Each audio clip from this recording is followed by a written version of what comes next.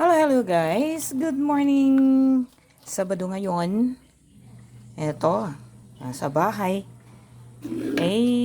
Tayo maghanap ng merienda. Walang pambiling merienda. Meron namang dito yung kamote na binigay ng aking kapatid. Yan, ito na ngayon ang lulutuin ko. Iboboil ko yan. At yan ang magiging merienda namin ngayon. Kung hindi ko maubos, pwede kong ilagay sa refrigerator. Yan. At kung ako'y nagmamadali sa pagluluto ng dinengdeng, pwedeng pang pang dinengdeng, yung barodibod. No? Pwedeng barodibod yan.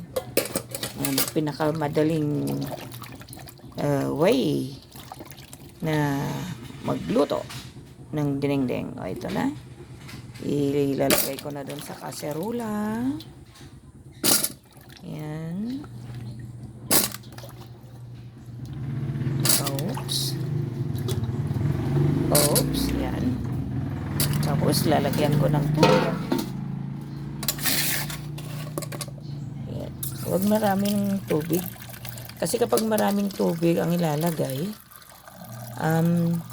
medyo hindi masarap, hindi sweet yung kamote. Kaya ganyan lang ang karami ng tubig. Konti lang.